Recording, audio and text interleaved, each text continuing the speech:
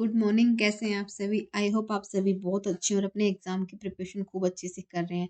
Friends, आज मैं आपको बताऊंगी मस्तिष्क के बारे में, यानी मस्तिष्क क्या होता है, इसकी संरचना कैसे होती है, ये कार्य किस प्रकार से करता है।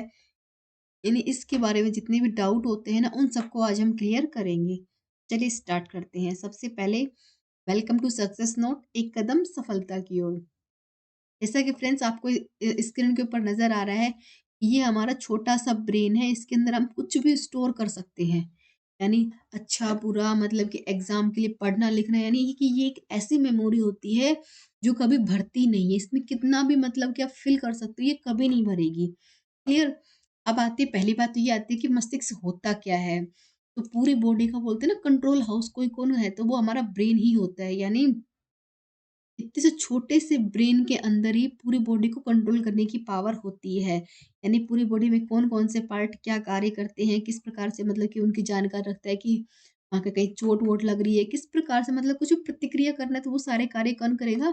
हमारा ब्रेन ही करता है। जैसे कि विचार आना, भावनाएँ, यादें, मूड उत्पन्न होते हैं ना, वो सब हमारे ब्रेन से ही होते हैं। क्लियर हो गया? यानी इसी ब्रेन के अंदर ऐसी पावर होती है, पूरी बॉडी पे कंट्रोल रखता है, सभी हिस्सों की जानकारी रखता है, वहाँ मतलब कि वहाँ पे संदेश भेजता है और उनके जो जानकारी हमें मिलती है, उनके प्रति प्रतिक्रिया भी ये करता है। क्लियर हो गया? जैसे कि मैं आपको पढ़ा रही हूँ, तो आपको पढ़ के कुछ मतलब कि कुछ माइंड में कुछ विचार आ गया है कि ये अच्छा है कि नहीं है, एग्ज़ाम के लिए इम्पोर्टेंट होगा या नहीं, इस टॉपिक से क्वेश्चन आएँगे, नहीं आएँगे तो मैंने इसको इसको इतने अच्छे से पढ़ना है कि इसके सारे क्वेश्चन मुझे याद होने चाहिए। यानी ऐसे जो विचार आते हैं ना, तो वो सब कहाँ से आते हैं? हमारे ब्रेन से ही आते हैं। अब किसी के प्रति हमें बहुत अच्छी भावना आती है और किसी के प्रति हमें गुस्से वाली भावनाएँ आती हैं, किसी को देखकर हमें गुस्सा आ जाता है ना, वो सारी भावनाएँ कहाँ से आती हैं? वो सभी हमारे ब्रेन से ही आती है। जैसे किसी-किसी में मतलब कि कौशल होता है, यानी ये समझ सकते हैं कि वो मतलब कि बहुत अट्रैक्टिव होते हैं, किसी काम के लिए मतलब पूरे दिल लगा के काम करते हैं, उनका मतलब ब्रेन होता है, वो इसके लिए मतलब वो सपोर्ट करता है कि तुम्हारी काम करने की इच्छा है तो मैं तुम्हें पूरा सपोर्ट करूँगा, तुम्हें इससे में और आगे बढ़ाने के कार्य करता है ना, कौशल को निखारने का काम कोई करता है, तो वो हमारा ब्रेन ही करता है। क्लियर हो गया? जैसे कि हमारे मस्त हार्ट बीट, रक्तचाप, श्वास, हार्मोन कंट्रोल करने का काम भी हमारा ब्रेन ही करता है। होता है ना कि एकदम से हम दौड़ के आते हैं तो हमारा मतलब कि हार्ट बीट बहुत तेज़ हो जाती है।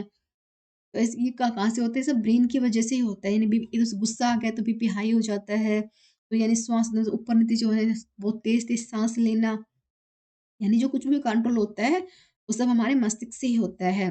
जैसे कि आँख, नाक, त्वचा, अन्य इंद्रियों पे कंट्रोल रखना और उनकी जानकारी प्राप्त करना, ये हमारे माइंड का ही काम होता है। जैसे कि हमारे मतलब कि माइंड ने बोला कि आँखें बंद करो, हमें सोना है, तो हम आप मतलब कि आँखें आप धीरे-धीरे आपने बंद करके हम सो जाते हैं। मतलब कि हम काम करना है, मतलब कि हमें सिर्फ आलस आ रहा है, मतलब कुछ भी ऐसी भावनाएँ होती है वो सब हमारे माइंड से ही आती है। यानी किसी के मतलब विचारों में मतलब कि रीज़निंग प्रॉब्लम को सोल्व करना, जैसे कि आप समझ सकते हैं कि किसी क्वेश्चन को पढ़ के हमें एक बार में लगता है कि इसका आंसर हम तुरंत बता देते हैं कि ये इसका आंसर ये होगा। क्लियर? और किसी-किसी में हम बिल्कुल भी नहीं बता सकते हैं, क्योंकि हम कितना सोचेंगे फिर हमें याद ही नहीं आता, क्योंकि वो हमें याद नहीं आएगा। याद आएगा तुरंत की तुरंत हमें याद आ जाएगा। क्लियर हो गया? अब बात करते हैं हमारे मस्तिष्क की। तो मस्तिष्क के हमारे 3 भाग होते हैं। अग्र मस्तिष्क, मध्य मस्तिष्क और पश्चिम मस्तिष्क। क्लियर? यानी जो अग्र मस्तिष्क होता है वो बहुत इंपॉर्टेंट होता है, जिसके अंदर थैलेमस, हाइपोथैलेमस, लिम्बिक सिस्टम यानी इस प्रकार के होते हैं। क्लियर? अब हम पढ़ते हैं इसके बारे में डिटेल से आगे। अब आता है इसका परिचय, यानी इसका मतलब कि परिचय क्या हो गया कि मस्तिष्क के बारे में आप जान लें कि क्या-क्या होता है। मानव मस्तिष्क जटिल की संरचनाओं का बहुत ही महत्वपूर्ण अंग होता है। यानी जैसे कि हमने बताया कि पूरे मतलब ह्यूमन बॉडी का सबसे महत्वपूर्ण अंग की बात की जाए तो हमारा ब्रेन ही होता है। और जन्म के समय से मतलब जैसे अंगों का मतलब कि धीरे-धीरे मतलब कि है ना, अंगों का विकसित होने लगते हैं, उसी प्रकार से हमारा जो माइंड होता है, वो भी मतलब कि परिपक्व होना स्टार्ट कर देता है। यानी मस्तिष्क के विकास संबंधी जानकारी को 2 बिंदुओं में बाँटा गया है। यानी मस्तिष्क का विकास होता है ना, वो 2 पार्ट के अंदर होता है। प्रथम तो हो जाएगा अति सूक्ष्म मस्तिष्क कोशिकाएँ और द्वितीय हो जाएगा प्रमस्तिष्क कोर्टेक्स, यानी जिन मस्तिष्क की जटिल संरचनाओं से बौद्धिक क्षमताओं को विकास करने की ज़िम्मेवार है। जैसे कि रीज़निंग क्वेश्चन नहीं होते हैं क्या? यानी किस मतलब कि क्वेश्चन को देखते हम समझ आते हैं कि इसमें रीज़निंग के कौन से मतलब के रूल इसमें लगा हुआ है। यानी जो बौद्धिक क्षमताएँ होती है ना, मतलब हमारा ब्रेन इसके लिए तैयार स्टार्टिंग से ही होने लग जाता है कि इस क्वेश्चन को देखकर हम तुरंत बता देंगे कि इसमें ये वाला रूल लगाया और इस प्रकार से ये सोल्व होगा। क्लियर हो गया? यानी इनकी व्याख्या किस प्रकार से होगी जब माइंड को 3 भागों में बाँटा गया है। क्लियर? फर्स्ट हो जाएँगे अग्र मस्तिष्क। अग्र मस्तिष्क फोरमैन क्या होता है? फिर आता है मध्य मस्तिष्क, ये क्या होता है? Mid brain. आता है पश्चिम मध्य यानी हिंड ब्रेन, ये क्या होता है? इन सब के बारे में फुल डिटेल से हम पढ़ेंगे। सबसे पहले आता है अग्र मस्तिष्क, यानी फोरमैन क्या होता है? क्या आता है? सेरिब्रम। यह मस्तिष्क का सबसे बड़ा भाग होता है, यानी सबसे बड़ा पार्ट की बात की जाए तो सेरिब्रम ही होता है। अब सेरिब्रम के कार्य क्या-क्या होते हैं? किसी बात को सोचना, समझना, शक्ति याद करना, सूँघने की शक्ति, बोलना, प्रेम से बोलना, गुस्से से बोलना, भय आदि को कंट्रोल करने का कार्य सेरिब्रम के अंदर ही होता है। इसको आप इस प्रकार से समझ सकते हैं कि आपको कुछ भी पढ़ते हैं तो आपको लंबे टाइम तक याद है। जैसे आपको कोई आपके बचपन की बात है, उसको आप बिल्कुल भी ओल्ड एज हो जाओ, आपको तुरंत आ जाए कि उस टाइम पे ये मोमेंट हुई थी। यानी जो याद करने की पावर कहाँ से होती है? सेरिब्रम के अंदर ही आती है। अब आता है सूँघने की शक्ति। अब ये क्या होता है? जैसे कि कुछ मतलब मिठाइयों की स्मेल बहुत अच्छी आती है, गंदगी की बहुत गंदी आती है। उस प्रकार से सूँघने की पावर होती है ना, वो भी सेरिब्रम के थ्रू ही होती है। अब किसी के लिए हम बहुत मतलब प्रेम से मतलब कि मतलब ना किसी के लिए हमें बिल्कुल प्यार वाली फीलिंग आ जाती है। तो उसको देख के मतलब कि एकदम से मतलब कि दिल से जी निकलता है और किसी को देख के हमें डर भी लगता है कि मतलब कि एकदम भय वाले होते हैं ना, एकदम से ये हमको कुछ बोल ना दे, लड़ ना दे। भय वाली फीलिंग भी सेरिब्रम के थ्रू आती है, यानी गुस्से वाली ये जो मतलब चेंजमेंट होता है ना पूरी बॉडी के अंदर, ये सब सेरिब्रम के थ्रू ही होता है। अब इसके मतलब कुछ पार्ट होते हैं, तो किस प्रकार से इन पार्ट को बाँटा गया है आप ये समझ लीजिए। अब आता है सबसे पहले आएगा फ्रंटल लैब। अब ये क्या होता है? जैसे कि speech, planning, reasoning problem solve करने के लिए काम आता है। जैसे कि आप समझ सकते हैं, स्मृति हो गई, ध्यान हो गया, निर्णय लेने में मदद करना, आपको हिंदी बोलनी है, इंग्लिश बोलनी है, इसके मतलब कि चुनने में हेल्प करना, चेहरे के हाव-भाव, पैरों के इशारों को कंट्रोल करना, विचारों को नियंत्रित करना, मतलब कभी आपको मतलब कैसे-कैसे विचार आ जाते हैं ना, किसी के लिए बहुत गुस्से वाले विचार आते हैं, तो उनको उसको कंट्रोल कौन करता है? फ्रंटल लैब के थ्रू ही होता है। फ्रंटल लैब आप समझ सकती हैं, इस प्रकार से होता है फ्रंटल लैब कि ये ना अगर आपको इस पार्ट पे अगर चोट लग गई ना, तो आपकी याददाश्त भी जा सकती है। इतना इम्पोर्टेंट होता है, यानी जो हमारी मन और सब भावना को कंट्रोल करने का काम कौन करता है? मेंटल लैब ही करता है। यानी ये बहुत ही इम्पोर्टेंट पार्ट होता है हमारे मस्तिष्क का। क्लियर? और इसको ललाट पाली भी कहा जाता है, यानी काफ़ी बार एग्ज़ाम में पूछ लेते हैं कि ललाट पाली किसे कहा जाता है? तो फ्रंटल लोब को ही ललाट पाली कहा जाता है। क्लियर हो गया? अब आता है प्रेस्टल लैब। अब ये क्या होता है? बात की जाए तो ये हेल्प मतलब हेल्प करता है मूवमेंट के लिए, प्रोसेसिंग के लिए, सिंपलिफिकेशन के और ऑर्गेनाइजेशन के लिए। बात की जैसे किस प्रकार से हो जाएगा ये? जैसे कि आपको किसी ने स्पर्श किया, दर्द हुआ, तापमान, जोड़ों की स्थिति के बारे में जानकारी रखना, यानी शरीर के एकीकृत जगहों मतलब कि पता लगाना कि नहीं मतलब जैसे कि इसको जैसे कि हमारी चोट के ऊपर कि कहाँ पर क्या स्पर्श हुआ, जैसे कि हम पूरी बॉडी के ऊपर ना कीड़े-मकोड़े चलते हैं, अब तो आपको तुरंत पता चल जाता है कि वहाँ पर कुछ चल रहा है, यानी कुछ ना कुछ मूवमेंट आपको हुई है उस पार्ट के ऊपर। ये सब कहाँ से होता है? वो यहीं से ही होता है, आपको ऐसे ही पता चलता है। नहीं तो आपको पता ही नहीं चलेगा कि आपकी पूरी बॉडी में क्या हो रहा है, तो पूरे कंट्रोल करने का काम कौन करता है?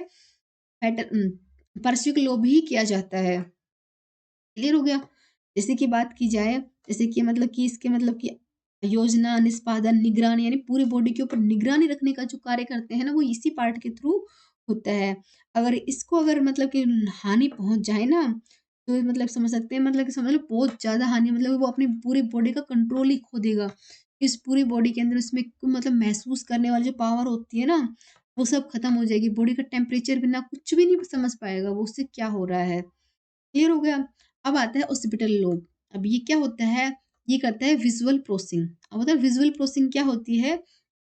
यह मस्तिष्क का वह हिस्सा होता है जो कि दृश्य संकेतों को संसाधित करता है। यानी जो मतलब हमने क्या देखा है, उसके बारे में डिटेल से बताना। जैसे कि आपको स्क्रीन के ऊपर क्या दिखाई दे रहा है, आप इसके बारे में डिटेल से बताओगे तो जो है विज़ुअल प्रोसेसिंग कर रहे हो ना, तो इसी को ही बोला जाता है विज़ुअल प्रोसेसिंग। क्लियर हो गया? यह मस्तिष्क के 4 लैबों का सबसे छोटा मतलब सबसे पीछे वाला लोब होता है। जैसे कि आपने मतलब कुछ देखा है, जैसे कोई रंग हो गया, रूप हो गया, गति हो गई, यानी पूरी दुनिया को देखकर उसकी धारणा, उसको व्याख्या करना, भाषा मतलब कि इंग्लिश में लिखा है, हिंदी में लिखा है, उसको पढ़ना, यादों को कैप्चर करना, यानी आपने कुछ देख कर आप कुछ या मतलब कुछ भी देखकर आपको तुरंत याद आता है ना, यार इस टाइम पे यार वो होता तो ये मतलब ये ऐसा-ऐसा हुआ था। यानी यादों को संग्रहित करना, परिचित स्थानों और चेहरों को पहचानना, यानी हम किसी फेस को काफ़ी टाइम मतलब कि बार-बार वो फेस हमारे सामने आएगा तो हम उसको कहेंगे ये तो वही है। वो इन सबको मतलब कि हॉस्पिटल लैब के अंदर ये होता है, यानी दूरी, आकार, गहराई का आकलन करना। यानी इस प्रकार की जो गति होती है ना, वो सब किसमें होती है? हॉस्पिटल लैब के अंदर ही होती है। क्लियर हो गया? अब आता है लास्ट एंड मतलब 4th नंबर का टेम्पोरल लोब। ये क्या होता है? बात की जाए टेम्पोरल लोब की, तो मस्तिष्क का ये एक ऐसा हिस्सा होता है जो कान के पीछे स्थित होता है।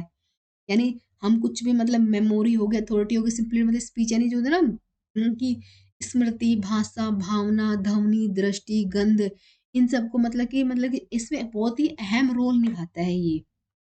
यानी जैसे कि ध्वनि को संसाधित करना, स्वर्ण भाषा को समझने में हेल्प करना, यानी मैं आपको क्या बोल रही हूँ, आपको समझ में आ रहा है कि नहीं आ रहा? तो इसके लिए टेम्पोरल लोब बहुत अच्छे से काम करता है। यानी किसी के मतलब कि कोई हमारी भावना को ठेस पहुँचाता है, हमें गुस्सा आता है, रोना आता है, तो वो सब किसकी वजह से आता है?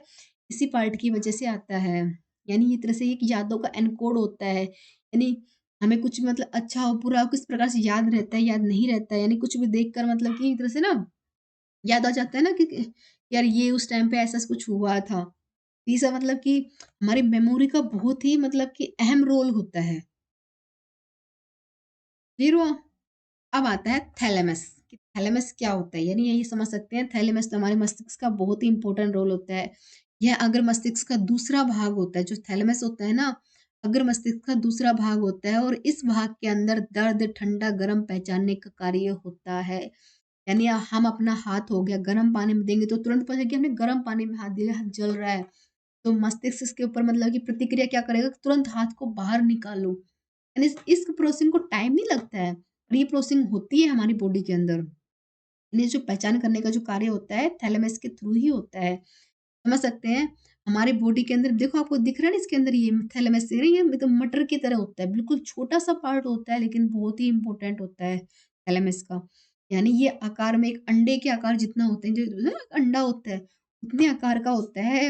और ये मतलब कि जैसे ब्रेन स्टेम के ऊपर स्थित होता है। यानी जो ब्रेन स्टेम होता है ना, उसके ऊपर ये स्थित होता है। और थैलेमस का मतलब कि जैसे कि बता सकते हैं कि नींद, चेतना, यानी स्वाद, स्वरण, याददाश्त, सीखना, मतलब ठंडा, गरम पहचान, ये सब मतलब ऐसे जो होते हैं ना कार्य होते हैं, याददाश्त रखना, सीखने, इन सब के लिए बहुत ही ज़रूरी होता है। क्लियर हो गया? यानी किस प्रकार से हमारे बॉडी के अंदर कौन-कौन सी मतलब क्या होता है ना कि जैसे कि यार हम तो सर्दी लग रही है, मतलब कि बॉडी के अंदर कहीं दर्द हो रहा है, इस मतलब है कि हमें सर में दर्द हो रहा है, हमारे हाथ में दर्द हो रही है, सब किसकी वजह से होता है? हमें कैसे बोल पाते हैं कि हमें उस पार्ट में दर्द हो रही है? सब थैलेमस की वजह से होता है। क्लियर हो गया? अब आता है हाइपोथैलेमस। अब हाइपोथैलेमस क्या होता है? हाइपोथैलेमस भी बहुत ज़रूरी होता है। अंतःस्रावी ग्रंथियों से निकलकर हार्मोन को नियंत्रण रखता है। भूख, प्यास, भावनाओं, ब्लड प्रेशर, ताप आदि को कंट्रोल करने का विभाग में बहुत ही इम्पोर्टेंट रोल करता है। हाइपोथैलेमस मतलब कि मस्तिष्क का एक ऐसा छोटा-सा भाग होता है। मतलब बहुत छोटा-सा भाग होता है। देखो कहाँ दिख रहा है ना आपको? ये देखो, ये रहा। यहाँ होता है हाइपोथैलेमस। यानी बहुत ही छोटा-सा भाग होता है जो कि शरीर में तापमान हो गया, भूख हो गया, नींद सहित मतलब कि काफ़ी सारे जो कार्य होते हैं ना, उन सब पर कंट्रोल रखता है। और ये प्यूटरी ग्रंथि ग्रंथि के जैसे हार्मोन को मतलब कि उनके लिए ज़िम्मेवार होता है, इनकी तरह से कार्य करने के लिए ये ज़िम्मेवार होता है। प्यूटरी ग कहाँ है? ये देखो देखो, ये प्यूटरी ग्लैंड यानी कहाँ पर है? हाइपोथैलेमस के जस्ट नीचे ही होती है। क्लियर हो गया? इसमें मतलब कि हमें कहते हैं कि हमें भूख लग रही है, हमें मतलब कि भोजन चाहिए, नहीं इनसे मतलब कि खाना नहीं खाना है, नींद आ रही है, सोना नहीं है, तो इन सब ऐसी भावनाओं पे कंट्रोल कौन करता है? हाइपोथैलेमस के द्वारा ही होता है। शरीर का टेम्परेचर, जैसे कि हमें फीवर हो रहा है तो किसकी वजह से होता है? हाइपोथैलेमस की वजह से। तो भूख का कंट्रोल कहाँ होता है? हाइपोथैलेमस में होता है। नींद का हाइपोथैलेमस से तो जो नींद को मतलब कि चक्कर के ऊपर पे कंट्रोल लगा देता है। और आप पता है मनोदशा, मतलब कि इनके हमारी जो मनोदशा को प्रभावित करने के लिए भी हाइपोथैलेमस बहुत ज़िम्मेवार होता है। अब आता है प्रजनन के लिए भी हाइपोथैलेमस बहुत ज़रूरी होता है। जैसे कि ना ये कहते हैं कि गर्भावस्था के दौरान कैसी-कैसी प्रक्रियाएँ होती हैं, कौन चेंजमेंट होते हैं बॉडी के लिए, उसके लिए भी ये बहुत ज़रूरी होता है। क्लियर हो गया? अब आता है मध्य मस्तिष्क, यानी माइंड ब्रेन क्या होता है? सबसे इम्पोर्टेंट पार्ट होता है माइंड ब्रेन। इसके बारे में बात की जाए तो ये मध्य मस्तिष्क का एक छोटा-सा लेकिन बहुत ही अहम हिस्सा होता है। क्लियर हो गया? यह मस्तिष्क के आधार का एक तरफ होता है जो कि मस्तिष्क के अन्य हिस्सों से जुड़ने का कार्य करता है, और ये केंद्रीय केंद्र तंत्रिका तंत्र का हिस्सा भी होता है। क्लियर हो गया? या तो आँखों की गति पर कंट्रोल करता है। यानी जो मिड ब्रेन होता है, ये समझ लें कि हमारी जो आँखों के मतलब कि आँखें हम खोल रहे हैं, बंद कर रहे हैं, बंद कर रहे हैं, खोल रहे हैं, इस पे कंट्रोल कौन रहेगा? मध्य ब्रेन ही करता है। यानी कुछ भी हम देख रहे हैं, सुन रहे हैं, इनको संशोधित करने का मतलब क्या देखा है, जो देखा है वैसा सुना है कि नहीं, इन सब के बीच में मतलब कि कंट्रोल बनाने का जो कार्य करता है, मध्य मस्तिष्क ही करता है। यानी हमने जो मतलब कि अच्छा सही सुना है, साफ सुना है और समझ में नहीं आया तो हम बोलते हैं ना दोबारा बोलो, तो उसके लिए भी कंट्रोल यही करता है। क्लियर हो गया? अब बात की जाए तो इसके 3 पार्ट होते हैं मध्य ब्रेन के। वो यहाँ पे दिए नहीं है लेकिन देखिए कोक्यूली, टैगमेंटम और सेरिबेंडम पेडुकल, ये इसके पार्ट होते हैं। क्लियर? अब आता है पश्चिम मस्तिष्क यानी हिंड ब्रेन क्या होता है? सबसे इम्पोर्टेंट होता है पश्चिम मस्तिष्क। इसके बारे में अगर मैं बताऊँ तो आपको, ये हिंड ब्रेन के मुख्य 2 भागों में होते हैं। इसके 2 भाग बताए गए लेकिन इसके बारे में डिटेल से जाने तो मस्तिष्क का वह हिस्सा जो कि शरीर के अनैच्छिक कार्यों को कंट्रोल करता है। यानी ऐसे कार्य हमारे बॉडी के अंदर जिन पे कंट्रोल नहीं कर सकते, जैसे कि छींकना हो गया, सांस लेना हो गया, हार्ट बीट हो गया, तो अनैच्छिक कार्यों पे कंट्रोल करने का कार्य कौन करता है? पश्चिम मस्तिष्क ही करता है। क्लियर हो गया? इसके मतलब कि वैसे यहाँ पे 2 भाग बताए गए हैं लेकिन इसके भाग 3 होते हैं। मेंडुला ओंगुलागेटा, पोन्स वेरिवेली और सेरिबेरम। पोन्स वेरिवेली इतना इम्पोर्टेंट नहीं है इसलिए यहाँ पे इसका नाम नहीं दिया गया, लेकिन मतलब मेंडुला ओंगुलागेटा और सेरिबेरम बहुत ही इम्पोर्टेंट होते हैं।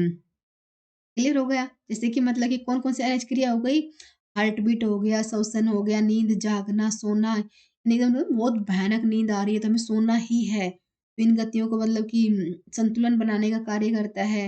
यानी चलना, छूना, निगलने जैसी समस्याएँ होती हैं ना, ये सब की इस पार्ट पे चोट लगने की वजह से ये सारी समस्याएँ हो सकती हैं। अब आता है सेरिब्रम। इसके बारे में हमने पहले भी पढ़ा था, तो थोड़ा-सा और अब पढ़ लेते हैं। यह मस्तिष्क का वह भाग होता है जो कि काम कर कर का संतुलन बनाए रखता है, यानी पूरी बॉडी का काम का संतुलन कौन बनाए रखता है? सेरिब्रम बनाए रखता है। सेरिब्रम कहाँ होता है? दिख रहा है आपको? ये है हमारा सेरिब्रम। क्लियर हो गया? मतलब कि यह मस्तिष्क का एक छोटा हिस्सा है जिसे लैटिन मतलब कि छोटा कहते हैं। मतलब लैटिन भाषा में बात करें तो इसे छोटा ही कहा जाता है। लेकिन ये हमारे शरीर की पूरी गतियों पे कंट्रोल रखता है। मस्तिष्क की बात की जाए कि कहाँ-कहाँ पर ये कंट्रोल रखेगा, अगर पूछ भी लेता है तो ये मतलब कि जिसकी संतुलन मुद्रा बनाए रखने के लिए मतलब कि भाषा, ध्यान, भावना, विचारों पे कंट्रोल रखता है और स्वैच्छिक आंदोलन को नियंत्रित रखने का भी कार्य यह करता है। क्लियर हो गया? अब आता है मेंडुला ओंग्लागिट्टा। अब ये क्या होता है? अब ये कहाँ पर है फ्रेंड्स बताइए? यहाँ पर। दिख रहा है आपको ये रहा मेडुला ओब्लांगेटा, ये होता है। अब बात की जाए तो यह मस्तिष्क का सबसे पीछे वाला भाग होता है जो कि मुख्य कारण हार्ट बीट, ब्लड प्रेशर, श्वसन को नियंत्रण करने का कार्य होता है। बात की जाए तो यह मस्तिष्क का वह हिस्सा होता है जो कि खोपड़ी के आधार पर स्थित होता है। यानी जो खोपड़ी का आधार होता है ना उस पर स्थित होता है। ये मस्तिष्क को के सबसे नीचे होता है मेडुला ओब्लांगेटा, जो कि हार्ट बीट, श्वसन, रक्तचाप आदि जो है ना कार्यों के ऊपर नियंत्रण रखने का कार्य करता है। जैसे कि बोलते हैं ना अनैच्छिक क्रिया, जैसे कि गिंगिंग करना, छींकना, जैसे कहा ना छींक आ रही है तो छींकना ही पड़ेगा, आँखों की गतियों पे कंट्रोल रखना, रीढ़ की हड्डी को मतलब किस संदेश पहुँचाना है, यानी बैठना है तो मतलब किस प्रकार से मुड़ेगी, खड़े होना तो किस प्रकार से मतलब कि एकदम से स्ट्रेट हो जाएगी। ऐसे जो कार्य होते हैं वो सब कहाँ होते हैं? वो इसी पार्ट के अंदर ही होते हैं। जैसे कि आप इसमें देख सकते हैं ये हाइपोथैलेमस रहा, ये फोर ब्रेन रहा, यानी ये पूरे हमारे ब्रेन का मतलब कि इतना स्ट्रेच हो गया, इतने से ब्रेन के अंदर ही हम सब कुछ मतलब क्या-क्या कर सकते हैं, क्या नहीं कर सकते। बात की जाए तो सबके अंदर सेम ब्रेन होता है, कुछ मतलब इसका इस्तेमाल करके बहुत आगे पहुँच जाते हैं, कुछ इसके अंदर मतलब कि बहुत गलत सोच रख के पीछे ही रह जाते हैं। तो हमें इसको अच्छी सोच के लिए यूज़ करना है, आगे बढ़ना है, नहीं कि पीछे होना है। अब पढ़ेंगे इंसानी पहलू। इंसानी पहलू से क्या मतलब होता है? मस्तिष्क को प्रायः सोचने, याददाश्त, सामाजिक व्यवहार में बोलने, भाषा, निर्णय करना, सोचना, हिलना, डुलना, व्यवहार का नियंत्रित करता है। यानी समझ सकते हैं जो हमारा मस्तिष्क होता है ना, सोचना हो गया, याददाश्त हो गया, सामाजिक व्यवहार यानी कोई हमारे साथ अच्छा कर रहा है तो हम उसके साथ अच्छा करें, बुरा करें, यानी सामाजिक व्यवहार, बोलना किसी से अच्छे से बोलना है, तमीज़ से बोलना है, हिंदी बोलनी है, इंग्लिश भाषा का चयन नहीं करना, यानी हम बोलते हैं ना कि निर्णय लेने में हेल्प करना कि हमें नहीं पता है सही है गलत, लेकिन हम बड़े होकर के निर्णय ले सकते हैं। यानी कुछ सोच, यानी किसी ने हमें कुछ बोला तो उसके बारे में हम कुछ सोच रहे हैं, हिलना-डुलना, व्यवहार करने पे आदि चीज़ें कंट्रोल कौन करता है? हमारा प्रमस्तिष्क ही करता है। अब आता है अग्र मस्तिष्क, इसमें क्या होता है? अग्र मस्तिष्क की बात की जाए तो प्रमस्तिष्क के प्राणतंत्र का हिस्सा होता है और अनेक कामों को सँभालता है। यानी जो बात की जाए तो मस्तिष्क तीनों पार्ट ही पूरी तरह से काम करते हैं, जिसे दिमागी या बौद्धिक कहा जाता है। यानी जो मतलब कि बॉडी के पार्टों को सँभालता है, इसे दिमागी या बौद्धिक कहा जाता है। मस्तिष्क दाएँ और बाएँ 2 भागों में बाँटे गए हैं। ज़्यादातर लोग कॉन्टेक्स्ट क मतलब कि बायाँ हिस्से का सोचने, बोलने, भाषा, गति, गणित, तकनीकी समस्याओं को सँभालने का कार्य करते हैं। बात की जाए तो ज़्यादातर लोग किस प्रकार से होते हैं मतलब बाएँ हिस्से का यूज़ करते हैं सोचने, बोलने, गणित मतलब भाषाएँ, तकनीकी सुविधाओं मतलब सोचने के लिए कार्य करते हैं।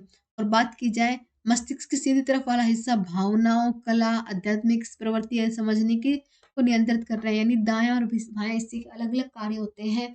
दायाँ में हिस्से में सोचना, बोलना, गणित की तकनीकी ना रीज़निंग प्रॉब्लम सॉल्व करना, वो सब इसके अंदर आते हैं। और बात की जाए बाएँ दाएँ की तो दाएँ में कला हो गई, आध्यात्मिक हो गई, जैसे पेंटिंग करना, कुछ भी कला आपके अंदर हो सकती है। तो मतलब कि इसमें ना उसके अंदर के को कंट्रोल करने का कार्य कौन करता है? दायाँ पार्ट करता है। अब आता है कोशिका रसायन और संकेत। क्लियर? अब पढ़ते हैं तंत्रिकाओं से ऊतक की बुनियादी इकाई को कोशिकाएँ कहा जाता है।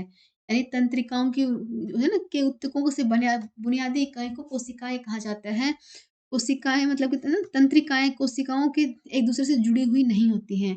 तंत्रिका की जो 2 कोशिकाएँ होती हैं वो दोनों अलग-अलग ही होती हैं। जैसे कि मैंने आपको बताया था कि 2 सेम मतलब कि सेम गुण वाले, सेम आकार वाले कार्य जो करें वो ऊतक बनाते हैं। लेकिन अगर 2 कोशिकाएँ सेम एक तरह से काम नहीं कर सकती ना वो जुड़ सकती हैं तो क्योंकि वो अलग-अलग रहती हैं।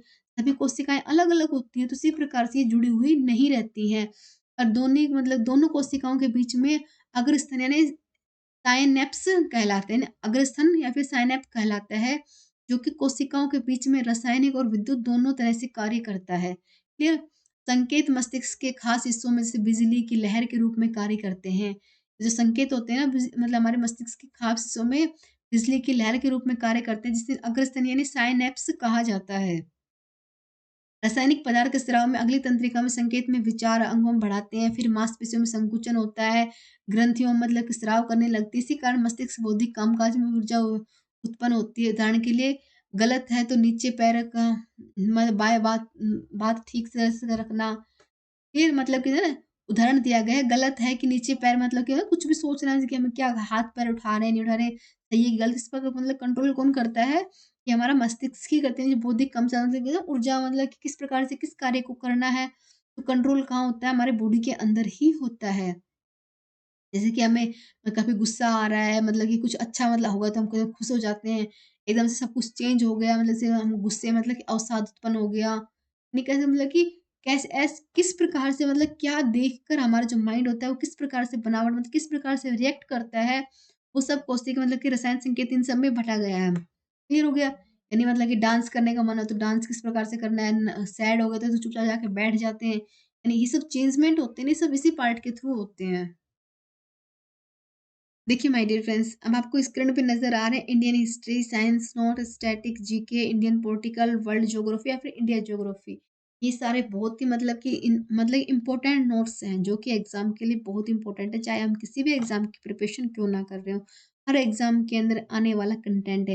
यानी पिछले एग्जाम के अंदर क्या क्या पूछा गया है, किस प्रकार से इन नोट्स से क्वेश्चन आए हैं, उन सब की भी जानकारी आपको इसके अंदर मिल रहेगी। अगर आप बिगिनर हैं या फिर मतलब आपने एग्ज़ाम की तैयारी कर रखी है, तो भी आपको इनको ट्राई ज़रूर करना चाहिए। इससे मतलब कि आपको आइडिया भी लगेगा, जिससे कि आप समझ सकते हैं कि एक सब्जेक्ट की आप कितनी बुक पढ़ेंगे। क्योंकि मार्केट के अंदर इतनी सारी बुक अवेलेबल हैं, जिसके आप सोच नहीं सकते कि इसकी पढ़ें, कि उसकी पढ़ें, कि उसकी पढ़ें। तो हमें पढ़ना तो वो टॉपिक है जो हमारे एग्ज़ाम के लिए इम्पोर्टेंट हो, पर हम समझ नहीं सकते। ये तो बोल देते हैं सब कि स्मार्ट वर्क करो, पर वर्क करना क्या है, ये किसी को नहीं पता होता। तो स्मार्ट वर्क के लिए क्या करना होगा, इस तरह से जो होता है ना ई-बुक होती है, उन सबको आपको परचेज़ करनी चाहिए। इसका लिंक आपको इसके डिस्क्रिप्शन बॉक्स में मिल जाएगा। और इसके साथ मैं आपको एक इम्पोर्टेंट बात बताती हूँ, इन नंबर के ऊपर कॉल करके आप इनकी डेमो क्लास ले सकते हो। कहते हैं ना कि ये एकदम एक बार देख कर कुछ लिया हुआ सबसे इम्पोर्टेंट होता है। आप इन मतलब कि आपको कोई-सा भी सब्जेक्ट वीक है, यानी उसके बारे में आप अपनी तैयारी को जाँचना चाहते हैं कि कुछ हमने पढ़े हैं कि नहीं पढ़े हैं, तो आप इन्हें मतलब इन यहाँ से डेमो क्लास लेकर भी आप एक बार देख सकते हैं और वहाँ से इसको मतलब डाउनलोड करके इसको परचेज़ कर सकते हैं। अब आता है मस्तिष्क की संरचना एवं इसके कार्य। नहीं होता ना मस्तिष्क के जो मतलब बीमारी, लक्षण, चिन्ह क्या-क्या होते हैं उसके बारे में बताते हैं। यानी समझ सकते हैं कि मस्तिष्क जितना पावरफुल होता है ना, उतना ही मतलब इसके मतलब की प्रॉब्लम भी होती है। मतलब कि एकदम से हम सैड ही सैड रहे तो मतलब क्या बोलते हैं ना कि हम जैसे कि एक तरह से अलग ही बीमारी हो जाएगी। मतलब हमारा मूड ऑल टाइम ऑफ रहेगा, कुछ करने में इच्छा नहीं होगी। मतलब किस प्रकार से कार्य क्या-क्या कौन से चेंजमेंट होते हैं जिसकी वज़ह से हमें नींद भी बिगड़ जाती है, भूख नहीं लगती है, पूरा टाइम मतलब सोते रहो मतलब है ना कि कुछ भी काम करने में इच्छा न होना, उलझा-उलझा सा देना, सुस्त सा रहना, ना नहाना, ना धोना, कुछ भी ऐसे कार्य नहीं करना। ये सब किसकी वज़ह से होता है वो हम पढ़ेंगे। यानी मानसिक बीमारियाँ कौन-कौन सी होती हैं। मानसिक बीमारियों में बहुत सी अलग-अलग लक्षण होते हैं, नहीं मतलब कि मानसिक बीमारी काफ़ी प्रकार की होती हैं और आज के टाइम पे तो मतलब होता है ना साइलेंट मतलब ट्रीटमेंट की तरफ है मतलब कि जैसे टॉर्चर होता है, इससे मानसिक बीमारियाँ बहुत ज़्यादा ही होती हैं। अक्सर रोगी रोगी की वजह रिश्तेदार का मतलब कि इसका परिचित बयान आता है। मतलब कौन-कौन से इसके लक्षण होते हैं जो समझ सकते हैं कि नींद किसी की बिगड़ गई है, नींद मतलब कि नींद न आना, ऐसा बार-बार होना, किसी का ना पूरी-पूरी रात आँखों में ही निकल जाना, दिन में ज़्यादा नींद नहीं आना, ये दिन में भी नहीं आ रही, अनिंदापन आ जाना मतलब कि ना दिन में नींद आ रही है, ना रात को नींद आ रही है, आँखों के नीचे डार्क सर्कल हो गए हैं, भूख कम होना या फिर चली जाना, भूख भी नहीं लग रही है। ये चिक्रिया मतलब कि न कहते हैं ना अपना खुद की साफ-सफाई भी नहीं रखना, देखिए मतलब कि इससे उन्माद सा बढ़ जाता, गलत चीज़ों में रुचि होना, जैसे गलत चीज़ मतलब कि मतलब बैड हैबिट के बारे में मतलब कि रुचि हो जाना, कागज़ बोल आदि मतलब कि समझ सकते हैं। फिर आता है शुद्ध यानी अपने आप की मतलब कि शुद्ध ना हो रही। अगर ये सारे लक्षण हम समझ जाते हैं कि वो मानसिक रोगी हो चुका है। यानी छोटे टाइम के लिए वो बेहोश हो जाना या फिर सुस्त हो जाना। यानी उसे वो उसके सामने अगर कुछ होता भी रहेगा तो समझ नहीं पाएगा उस पे रिएक्ट क्या करूँ? उलझा सा हो जाना मतलब कि जैसे मतलब कि ना कि डिप्रेशन में चले जाना, बेहोश हो जाना, समय स्थान पर किसी के बारे में सोचना। इससे होता है कि उनके सामने अगर आप दूध भी गैस के ऊपर रख दोगे तो वो गैस उन्हें उनके सामने दूध बिखरता रहेगा पर उन्हें ये समझ में नहीं है कि गैस बंद करना है कि नहीं करना। मतलब कि एकदम से है ना कि थोड़ा टाइम मेमोरी लॉस हो जाना, उनको याद ही नहीं होता कि उन्हें करना क्या है, आप किस लिए क्या करने गए थे। ऐसे रोगी होते हैं जो कि मानसिक बीमारियों से शिकार हो जाते हैं। क्लियर? अब इसके लिए कौन-कौन से ऑप्शन होते हैं? पहला था ध्यान। ध्यान से हो सके अपने काम को बार-बार विचलित होना, यानी जिनका ध्यान हो जाए कि वो अपने काम वो मतलब बार-बार भूल जाते हैं कि वो किस काम के लिए मतलब कि उनका ध्यान बार-बार विचलित हो जाता है, वो सोच नहीं पाते हैं वो किस प्रकार से क्या करने के लिए यहाँ आए थे। वहाँ जाकर भी सोचते हैं कि हम किस लिए यहाँ आए थे। यानी बच्चों में अध्ययन दोष हो जाता है। फिर आता है प्रेरणा। प्रेरणा कम होना यानी किसी को मोटिवेट करना, किसी को मोटिवेट नहीं हो पाना मतलब कि कोई समझाने वाला न हो, तो हर दिन में काम नहीं कर पाना, बार पाने शुरू नहीं कर पाना, यानी इच्छा शक्ति मतलब कि क्या बोले उस मतलब कि ना कि मोटिवेशन करना भी एक तरह से मतलब बहुत एक तरह से बीमारी मतलब कि टैबलेट का काम करता है। कोई इंसान मतलब कि जैसे अंदर-अंदर मतलब कि टूटता जा रहा है, तो कोई उसे मोटिवेट कर दे, तो वो मतलब एक तरह से बाहर मतलब उभर जाता है उन सब से, यानी गंभीर बीमारियों से होने से वो बच जाता है। तो प्रेरणा भी इसके लिए बहुत ज़रूरी होता है। फिर आता है सक्रियता। सक्रियता होता है ज़रूरत से अधिक सक्रिय दिखाई देना, शरीर के किसी भाग की अनचाही हलचल को दिखाई न देना, जैसे कपाल, भौहें, होठों का हलचल दिखाई न देना, बेवजह खाँसी, कहराने की आदत होना, अर्थहीन हलचल बार-बार करते रहना, जैसे मस्तिष्क में खुजली, नाक सफाई करना, गलत हाथ में साफ करना, कंधा हिलाना, यानी समझ सकते हैं कुछ-कुछ ऐसे लोग होते हैं मतलब कि उनको कुछ अजीब से चेंजमेंट होते हैं कि गले को बार-बार साफ करना, कंधा हिलाना, पैर हिलाना, कान मतलब खुजली करना मतलब अजीब तरह से ही होते हैं। तो ये सब भी मतलब कि मतलब उनके अंदर कुछ-कुछ कुछ ना कुछ उनके मतलब मेंटली प्रॉब्लम हो रही है, तभी उनको इस प्रकार से कुछ लक्षण दिखाई देते हैं। क्लियर हो गया? अब आता है स्थिति और अविभाव, ये क्या होता है? स्थिति में रहना मानसिक बीमारी में को सुलझाता है। कभी-कभी इससे अविभाव ऐसा अचानक दिखाई देते हैं जैसे कि सामान्य बात पर बहुत ही अचरज दिखाई देना, बिना वजह हँस पड़ना। नहीं काफ़ी ना होता है कि मतलब कि ओवर एक्टिंग करना, जैसे बिल्कुल नॉर्मल सी बात के ऊपर भी बहुत मतलब दिखाना यार मतलब कि एकदम से एकदम शॉकिंग न्यूज़ दिखाना, जो बिल्कुल नॉर्मल बात के ऊपर भी, यानी बिना कोई छोटी मतलब ना कोई जोक हो ना कुछ और, उसके ऊपर भी बेवजह हँसी रहना, यानी इस प्रकार के भी मतलब कि ये लोग वैसे से मतलब कि प्रॉब्लम होती हैं। फिर आती है बोलना, बोलना क्या होता है? दूसरों की कई बात को शब्द को बार-बार दोहराते रहना, अपनी बात को ज़रूरत से ज़्यादा ज़ोर लगाकर कहना, लगभग उन्माद सूचक बड़बड़ाना, चिल्लाना, असमय गाना आदि। बोलना मतलब कि कोई दूसरी कुछ बात कह देता है तो मतलब कि उसकी बातों को शब्दों को बार-बार दोहराता। अपनी बात को मतलब बोलने के लिए बहुत ज़्यादा ज़ोर लगा के बोलना लगता है कि उसे अंदर से ये लगता है कि उसकी बात कोई सुन नहीं रहा है। वो बहुत ज़्यादा ज़ोर लगा के बोलता है। मतलब कि मतलब कि डिप्रेशन में रहने की वज़ह से मतलब कि कोई उसकी बात नहीं सुन रहा है तो वो बड़बड़ा रहा है, चिल्ला रहा है। ऐसा में मतलब कि बिना कोई टाइमिंग के फालतू में जिसकी गाने गा रहा है, मतलब ऐसी भी अस्वाभाविक क्रियाएँ बॉडी के अंदर होती रहती हैं। क्लियर हो गया? अब आता है संवेदना। संवेदना क्या होती है फ्रेंड्स? हमारे आँख, नाक, कान, चमड़ी, ज्ञान इंद्रियों में सबसे भारी दुनिया में संवेदन होते हैं। यानी हमारे बॉडी में मतलब है ना बाहरी दुनिया की सबसे पहले संवेदन कहाँ से होती है? आँखों से कुछ देखते हैं, कान से सुनते हैं, चमड़ी से मतलब कि ठंडा, गरम कैसे मतलब स्पर्श करते हैं। ये हमारी ज्ञान इंद्रियाँ होती हैं। ये जो मतलब बाहरी दुनिया का मतलब कि सबसे पहले यही हमें अवगत कराती हैं।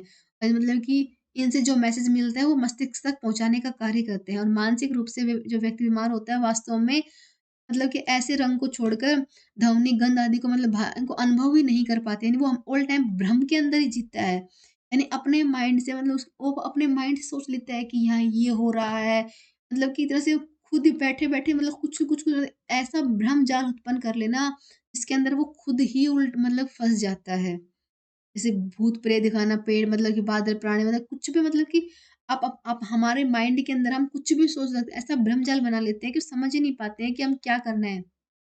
यानी जैसे कहते हैं ना पेड़ों का समझना, भूत-प्रेत को समझना, अलग-अलग मतलब कैसे मतलब कि बिना ही निकलती नींद की आवाज़ में सुनना, भगवान का दर्शन हो जाना, माता-पिता की आवाज़ को सुनना। ऐसे लोग होते हैं कि मतलब कि खुद के भ्रम जाल में फँस जाते हैं। उन्हें लगता है कि यहाँ पर कोई खड़ा हुआ है, भूत-प्रेत आते हैं, पेड़ मतलब हिल-डुल रहे, लाइट आ जा रही है। यानी मतलब कि उसके माइंड के अंदर ऐसा मतलब कि भावनाएँ उत्पन्न हो जाती हैं, ऐसा डर बैठ जाता है कि वो मतलब अकेलापन मतलब किसी प्रकार से आप समझ सकते हैं कि डिप्रेशन समझ सकते हैं। वो मतलब खुद के बनाए भ्रमजाल में वो खुद ही फँस जाता है। अब आते हैं मूड या फिर मनोदशा क्या होती है? मनोदशा में उलझित हुए दुखी हो सकता है। उसे ज़्यादा डर, चिंता, आनंद, सुख, क्रोध दिखाई देना। कभी-कभी हालात की परिस्थितियों में फिर से मनोदशा दिखाई देना। जैसे कभी किसी की मौत के समय हँस देना, त्योहार के समय रोने की आदत, उन्माद अवसाद मतलब कि इस टाइप के लोग वैसे होते हैं जैसे कि मतलब कि एकदम से बहुत ज़्यादा एकदम से हैप्पी भी हो जाएँगे, एकदम से वो बहुत ज़्यादा दुखी हो जाएँगे। ऐसा मतलब बहुत ज़्यादा डर-डर के अंदर जीना या फिर किसी प्रकार की किसी मतलब कि बेवजह की चिंता लेना, यानी चिंता की कोई बात नहीं है, फिर भी चिंता लेना, आनंद एकदम से खुश हो जाना, दुखी हो जाना, किसी बेवजह बात के ऊपर गुस्सा आना, कभी-कभी ऐसी हालत हो जाती है, जैसे कि किसी की मौत के समय में बेवजह वहाँ कि ऐसी जगह कोई हँसता नहीं है, फिर भी वहाँ जाके हँस देना, मतलब कि त्योहार का टाइम चल रहा है, सब घर में खुशी-खुशी सब कर रहे हैं और वही मतलब एकदम से जाके बंद कमरे में जाके रो रहा है, धो रहा है। इस प्रकार के मतलब कि टेंशन की मतलब मूड और मनोदशा के चेंजमेंट से ही होता है। यानी ये सब हमारी मानसिक बीमारियों के लक्षण होते हैं। अब आती है स्मृति। स्मृति क्या होती है? सिर्फ़ बहुत पुरानी या सिर्फ़ ताज़ी घटनाओं को याद रखना या फिर ऐसे लोग होते हैं जो मतलब बहुत ही या तो पुरानी बातों को याद रखेंगे या फिर ताज़ा यानी बीच की बातें उन्हें याद ही नहीं रहती। फिर दूसरे को भूल जाना यानी मनोविकार का सूचक हो जाना, किसी घटना के विरुद्ध को उजागर करना, जैसे किसी की शादी की घटना को आप झगड़े के रूप में याद रखना, वृद्धावस्था में स्मृति खो देना, इस प्रकार जैसे कि अपनी मतलब कि शॉर्ट टाइम में स्मृति को खो देना। यानी किसी की अच्छाई को याद न रखना, बुराई को बहुत टाइम तक याद रखना। मतलब कि ऐसे लोग होते हैं जो अपने मतलब शॉर्ट टाइम मेमोरी लॉस के शिकार हो जाते हैं। अब आती है सावधानी। कभी-कभी अपना नाम, उम्र, पता, किसी रिश्ता आदि शिक्षा को मतलब भूल जाना। अब उन लोगों से कितनी क्या-क्या सावधानी रखनी चाहिए देखो, वो अपना नाम ही भूल गए, उम्र, पता, उसे कुछ भी याद नहीं रहता। ऐसे इंसान तो कितने खतरनाक साबित हो सकते हैं कि उन्हें कुछ पहचान में नहीं आता। अपना रिश्ता, शिक्षा मतलब बिल्कुल ही मतलब शून्य हो चुके हैं। तो मतलब हो सकते हैं वो ऐसे लोग किस प्रकार के मेंटली टॉर्चर या फिर मैं मतलब कि किस प्रकार की मानसिक बीमारियों का शिकार हो चुके हैं, वो अपना सब कुछ मतलब भूल चुके हैं। अब आता है विचार और कल्पना। किसी भी विचार की प्रतिक्रिया असंगत, तर्कहीन हो सकती है, असंबद्ध बातों को जोड़कर गलत रूप से धारण कर सकता है। मनोविकारग्रस्त शब्दों का इस्तेमाल करना, सिर्फ़ उन्हीं तक सीमित रखना जो किसी किसी को मालूम नहीं। अर्थ मतलब इस शब्द का अर्थ होता है कि उनके मन में कुछ कुछ और है और वो समझ नहीं सकता। उसकी विचार प्रक्रिया अधूरी दिशाहीन हो सकती है। अभी वैचारिक प्रक्रिया में बहुत तेज़ दौड़ती, काफ़ी धीमी हो जाती है। कुछ लोगों को झूठा विश्वास होता है कि प्यार से धोखा, बीमारी, डर, अमृतसुत्ता, शिक्षा योगदान के बारे में गलत ध्यान रखना। यानी मतलब समझ सकती है ऐसे लोग होते हैं मतलब एक तरह से भ्रमजाली बना लेते हैं कि मतलब कि गलत बातों को मतलब कि कुछ बोलने का कुछ बोल कोई और कुछ और रहा है उसको गलत सोच लेना यानी कि मतलब कि अपने अपने अंदर ही अंदर मतलब कि अपने आप को मतलब कितना परेशान कर देना समझ ही नहीं पा रहा। जैसे कि लोगों को मतलब किसी पे इस बार झूठा विश्वास कर लेना, तो प्यार, धोखा, बीमारी, डर, यानी इन सब के बारे में बहुत ज़्यादा सोचना, इनके बारे में मतलब कि जैसे खुद का खुद ही भ्रमजाल बनाना। अब आता है समझ या फिर निर्णय क्या होता है? गंभीर मनोग्रस्त विकार आदमी क्या करेगा? आदमी खुद बीमार होता है, इससे उसे पता नहीं होता है कि वो बीमार है। इसलिए इन लोगों को डॉक्टर के पास ले जाना भी बहुत मुश्किल होता है, वो खुद नहीं जाते हैं। उन्हें किसी न किसी प्रकार से डॉक्टर के पास लेके जाना पड़ता है। एक डॉक्टर के पास देवता के पास खुद जाने से राज़ी हो जाएँ, यानी खुद उसके पास जाएँ, राज़ी हो जाते हैं। वैसे मतलब कि उन उन लोगों को मतलब कि जैसे डॉक्टर भी एक तरह से फ्रेंड के रूप में, यानी मनोविज्ञान से उनको मतलब इस तरह से बात करेगा, उसकी जाँच करेगा, यानी उसको मतलब क्या प्रॉब्लम है, तो उसके बारे में जाने कहीं किस बात से कौन-सी दिक्कत हो रही है, उन सब के बारे में वो उसे रिप्लाइज़ मतलब कि उसकी हेल्प करने में करेगा। अब आता है मस्तिष्क संरचना एवं उसके कार्य। इसके बारे में आपको बताऊँ कि मस्तिष्क बीमारी कौन-कौन से, उसके प्रकार कौन-कौन से होते हैं। अब आते हैं तीव्र मनोविच्छा यानी स्किज़ोफ्रेनिया, यानी बहुत ज़्यादा सोचना, मतलब कि वो समझ ही नहीं पाते उन्हें क्या सोचना है, क्या सोचना है। अवसाद या फिर उन्माद, मतलब कि ऑल टाइम मतलब कि मतलब सैडनेस रहना, मतलब कि खुद की सूझबूझ न रहना, फिट यानी मतलब मिर्गी के दौरे आ जाना, क्लियर तनाव मुक्ति मनोविकार हो जाना, व्यक्ति का व्यक्तित्व में बदलाव होना, मंदबुद्धिता या बीमारी में की कमजोरी होना, बुढ़ापे में स्मृति भ्रंश होना, शारीरिक का यानी कि कहीं पे किसी बॉडी किसी पार्ट में चोट लग जाना, बचपन में तनाव के कारण विकास में बाधा हो, यानी ना कि बच्चा ना बचपन का माहौल जैसा होता है, बच्चा वैसा होता है, यानी तनाव के माहौल में रहेगा तो उसके मतलब पूरी बॉडी का विकास ही ढंग से नहीं हो पाया। तो ऐसे लोग तो मतलब कि मस्तिष्क मानसिक बीमारियों के शिकार में हमेशा ही रहेंगे। यानी किसी प्रकार के व्यसन या फिर लत लग जाना, यौन गड़बड़ियाँ हो जाना।